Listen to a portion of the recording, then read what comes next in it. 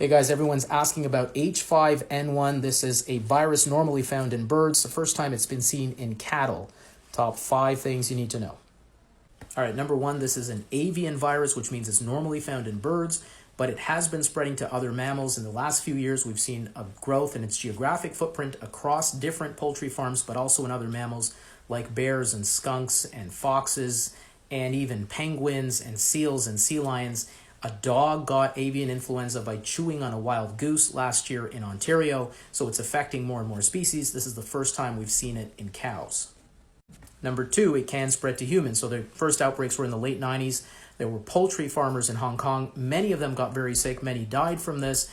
It can spread to people who are directly interacting with infected animals, directly interacting with their secretions, their feces.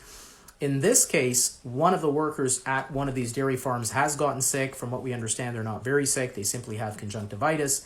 There seems to be a range of disease with this virus, like similar to the virus that causes COVID, where some people can get only mildly ill, but others get very ill. Over the last 20 years or so of seeing just under 900 or so human infections, there does seem to be a trend where the virus is perhaps transforming to become less virulent, and people more recently have been less sick or less likely to get as sick as people who originally were described as having this virus. Number 3, and this is really important, is that it does not spread well person to person. It doesn't spread well through the air like the flus that affect human beings and other viruses like the virus that causes COVID. And so that is a very good thing. And that's why this hasn't become a pandemic flu. That's why it hasn't become a big problem. Of course, there's always a fear that it'll gain that ability. And because it is quite virulent and it can make people sick, if it gains the ability to transmit quickly, it would be a problem. But for now, that is not the case as far as we know. Number 4, because it's in dairy farms, what is that going to do to the milk supply? The cows that are sick with this are feeding less, they're producing less milk, but as far as we know so far, they're not dying of it. The government has told those farmers to discard the milk from those cows.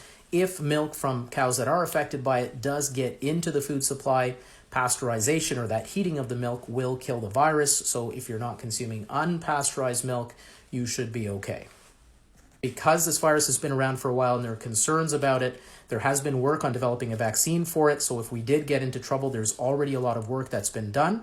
Luckily for now, the people that have to be concerned are people who are directly working at these farms and interacting with these animals, as opposed to the general public.